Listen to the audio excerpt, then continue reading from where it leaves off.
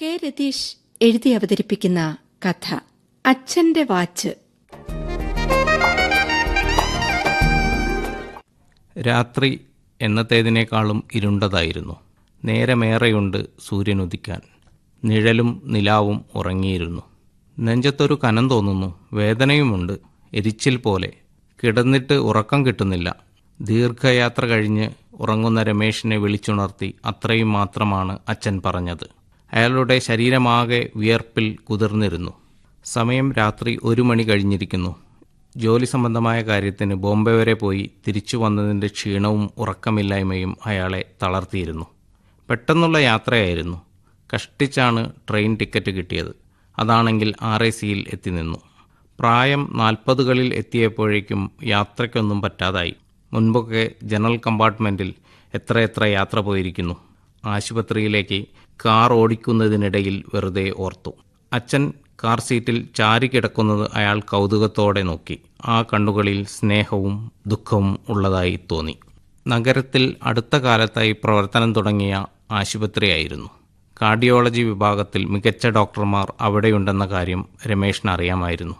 ആശുപത്രിയിലെത്തിയപ്പോഴേക്കും നടക്കാൻ പോലും കഴിയാതെ അച്ഛൻ ക്ഷീണിതനായിരുന്നു. കമ്പനി വഴി ചേർന്ന മെഡിക്കൽ ഇൻഷുറൻസ് ആശുപത്രിയിലെ ചികിത്സാ ചെലവ് കാര്യങ്ങൾ എളുപ്പമാക്കി. പോളിസി കാർഡും അച്ഛൻ്റെ തിരിച്ചറിയൽ കാർഡിൻ്റെ കോപ്പിയും മൊബൈലിൽ ഉള്ളത് കൈമാറി. കാർഡിയോളജി ICUവിൻ്റെ മുന്നിലുള്ള കസേരയിൽ ഇരുന്നു. രമേഷ് ഗാഢമായി ഉറങ്ങി. നേഴ്സ് തട്ടി വിളിച്ചപ്പോൾ സമയം പുലർച്ചെ 5 മണി കഴിഞ്ഞിരുന്നു. അറ്റാക്കാണ്, നേഴ്സ് പറഞ്ഞു. സങ്കടം വാക്കുകളിൽ അലിഞ്ഞു കിടന്നു. അയാൾ മറുപടിയൊന്നും പറഞ്ഞില്ല. ഡോക്ടർ കാണണമെന്ന് പറഞ്ഞിട്ടുണ്ട്, നേഴ്സ് തുടർന്നു. ശരിയെന്ന ഭാവത്തിൽ തല കുലുക്കി അയാൾ ഡോക്ടറുടെ മുറി ലക്ഷ്യമാക്കി നടന്നു. ഡോക്ടർ റജികുമാർ 50നോടടുത്ത് പ്രായമുള്ള സുമുഖനായിരുന്നു. പേര് പറഞ്ഞ് പരിചയപ്പെടുത്തിയ രമേഷിനോട് ഇരിക്കാൻ പറഞ്ഞ ഡോക്ടർ എവിടെ തുടങ്ങണമെന്നതിൽ ഒന്ന് ശങ്കിച്ചു. ഇതിനു മുമ്പ് ഇങ്ങനെ വല്ലതും ഉണ്ടായിരുന്നോ? ഇല്ല, എൻ്റെ ഓർമ്മയിലില്ല. രമേഷിൻ്റെ മറുപടിയിൽ ഡോക്ടർ വലിയ ശ്രദ്ധ കൊടുത്തില്ല. അയാൾ തുടർന്നു. അല്ല, അതിൽ വലിയ കാര്യമൊന്നുമില്ല, നമുക്ക് നോക്കാം. ഡോക്ടർ, അച്ഛന് എങ്ങനെയുണ്ട്? ഒന്നും പറയാറായിട്ടില്ല. കുറച്ചു നേരമായി മയക്കമാണ്. ബാക്കി കാര്യങ്ങൾ റൗണ്ട്സ് കഴിയട്ടെ. ഡോക്ടറുടെ മുറിയിൽ നിന്നിറങ്ങിയ രമേഷിനെ വിഷാദം വന്നു മൂടി. അയാൾ തിരികെ ICUവിൻ്റെ മുന്നിലെ കസേരയിൽ വന്നിരുന്നു. ആശുപത്രിയിലെത്തി അധികം വൈകാതെ അച്ഛനു വേണ്ടി ആവശ്യപ്പെട്ട മുറി അനുവദിക്കപ്പെട്ടിരുന്നു. പ്രഭാത കൃത്യങ്ങളെല്ലാം ബുദ്ധിമുട്ടില്ലാതെ കഴിഞ്ഞു. ICUവിൽ നിന്ന് ഇറങ്ങി വന്ന ഡോക്ടറുടെ പ്രതികരണം സന്തോഷം തരുന്നതായിരുന്നു. നല്ല പുരോഗതിയുണ്ട്, നാളെ കഴിഞ്ഞ് റൂമിലേക്ക് മാറ്റാം. എനിക്കൊന്ന് കാണാൻ കഴിയുമോ? രമേഷ് മടിച്ചാണ് ചോദിച്ചത്. ഓ, അതിനെന്താ, നേഴ്സിനോട് പറഞ്ഞാൽ മതി. ചെറുശിരി ചുണ്ടിൽ പതിച്ചു വെച്ച് ഡോക്ടർ റൂമിലേക്ക് നടന്നു. ICU കിടക്കകൾ കർട്ടൻ വേർതിരിച്ചിരുന്നു. അപകടം, രോഗം, ആത്മഹത്യാശ്രമം, പല കാരണങ്ങൾ. ഇവിടെ എത്തിപ്പെട്ട് ജീവനെയും ജീവിതത്തെയും തിരിച്ചുപിടിക്കാനുള്ള ശ്രമം നടത്തുന്ന കുറച്ചുപേർ അടുത്തടുത്ത്. അച്ഛൻ ഉറങ്ങുന്നത് അയാൾ കുറച്ചുനേരം നോക്കിയിരുന്നു. ശ്വാസഗതിയിൽ ചെറിയ അസ്വാഭാവികത തോന്നിയെങ്കിലും ആ മുഖത്തെ ശാന്തത അയാളിലേക്കും പടർന്നു. നേഴ്സ് കട്ടിലിനരികിലേക്ക് വന്ന് തട്ടി വിളിച്ചു. പതുക്കെ കണ്ണുകൾ തുറന്ന അച്ഛന് സ്ഥലകാലബോധം വരാൻ അല്പം നേരമെടുത്തു. അവർ രണ്ടുപേരും ചിരിക്കാൻ ശ്രമിച്ചു. മനുഷ്യരെല്ലാം ഏറ്റവും നിസ്സഹായരാവുന്ന സന്ദർഭങ്ങളിൽ ഒന്നാണ് ആശുപത്രിവാസം. അയാൾ വെറുതെ ഓർത്തു. നെഞ്ചിലെ നരച്ചരോമങ്ങൾ അവിടെ ഷേവ് ചെയ്ത് കളഞ്ഞിരുന്നു.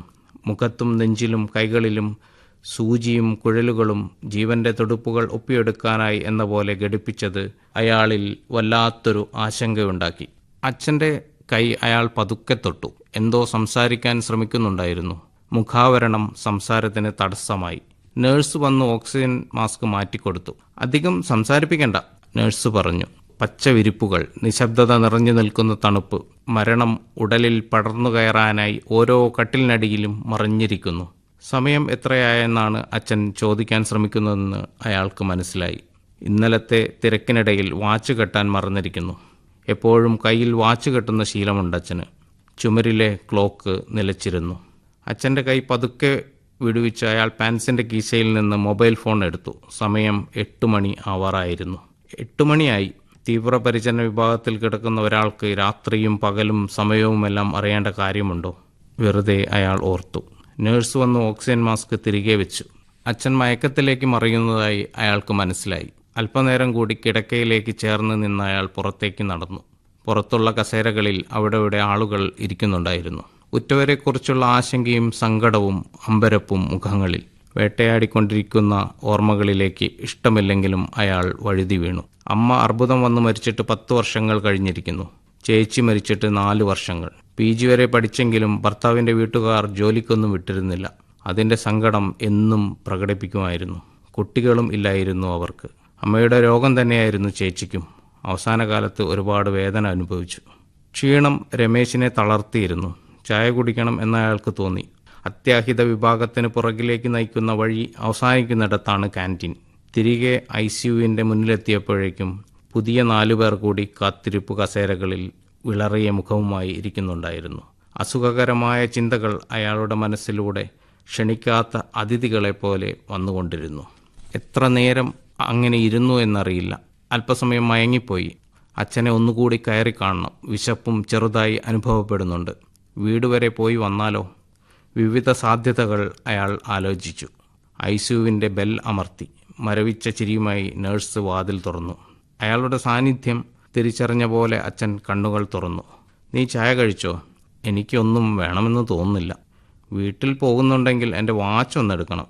വാക്കുകളിൽ തളർച്ച വ്യക്തമായിരുന്നു. രമേശിന് അച്ഛൻ്റെ കട്ടിലിനരികിൽ നിൽക്കുന്നതിൽ അസ്വസ്ഥത തോന്നി. ഡോക്ടർ ധൃതിയിൽ ICUവിലേക്ക് കയറി വരുന്നുണ്ടായിരുന്നു. അയാൾ പുറത്തേക്ക് നടന്നു. സമയം ഇഴഞ്ഞു നീങ്ങി. അടുത്തേക്ക് വന്ന നേഴ്സ് പറഞ്ഞു, "ഇതുവരെ വലിയ കുഴപ്പമൊന്നും ഉണ്ടായിരുന്നില്ല. പക്ഷേ കുറച്ചു മുമ്പെടുത്ത ECGയിൽ ചില വ്യത്യാസങ്ങൾ. അല്പം ക്രിട്ടിക്കലാണ് സ്ഥിതി. ആരെങ്കിലും അറിയിക്കാനുണ്ടെങ്കിൽ." നിസ്സഹായതയിൽ പൊതിഞ്ഞ വാക്കുകൾ അയാൾക്ക് മുന്നിൽ ചിതറി വീണു. ആ ദിവസം പകലും രാത്രിയും അവിടെ ചിലവഴിച്ചു. അത്യാവശ്യമായിരുന്ന സാധനങ്ങൾ ആശുപത്രിക്കകത്തുള്ള സ്റ്റോറിൽ നിന്ന് വാങ്ങി. ഓഫീസിലെ കാര്യങ്ങളെല്ലാം ഫോൺ വിളിച്ച് ഒരുവിധം ശരിയാക്കി. അടുത്ത ദിവസം പുലർച്ചെ അച്ഛനെ കാണുമ്പോൾ കുറച്ചുകൂടി ക്ഷീണിതനായിരുന്നു. വാച്ചിൻ്റെ കാര്യം വീണ്ടും ഓർമ്മിപ്പിച്ചു. എത്രയും പെട്ടെന്ന് വീട്ടിലേക്ക് മടങ്ങിപ്പോകാനുള്ള ആഗ്രഹവും പറഞ്ഞു. ഡോക്ടറുടെ അനുമതിയോടെ വീട്ടിലെത്തിയ രമേശിന് അവിടെ വലിയ ശൂന്യതയിൽ നിറഞ്ഞിരിക്കുന്നതായി തോന്നി. അച്ഛൻ എന്തെങ്കിലും സംഭവിച്ചാൽ താൻ അക്ഷരാർത്ഥത്തിൽ ഏകനും അനാഥനും ആയി മാറും. ഇത്രയും കാലം തോന്നാത്ത അരക്ഷിതാവസ്ഥ.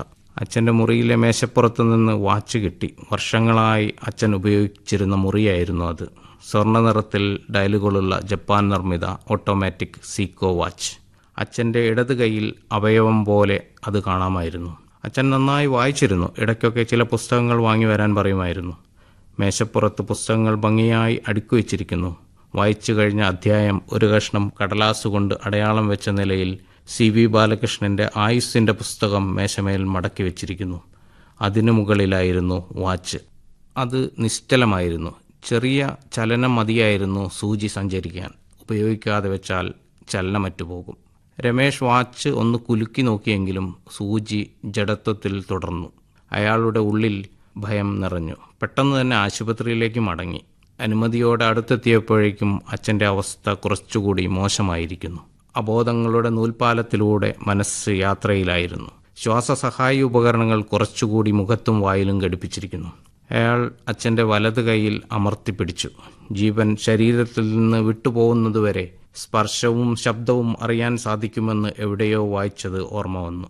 തണുത്തതെങ്കിലും ജീവൻ്റെ മിടിപ്പുകൾ അയാളെ തൊട്ടു. പാൻസിൻ്റെ കീശയിൽ നിന്നും വാച്ചെടുത്ത് അച്ഛൻ്റെ ഇടത് കൈക്കരിയിൽ കിടക്കയിൽ വച്ചു. ICUവിന് പുറത്തെ കസേരയിൽ ഇരിക്കുമ്പോൾ അയാൾക്ക് മേലാസകലം വിറയൽ അനുഭവപ്പെട്ടു.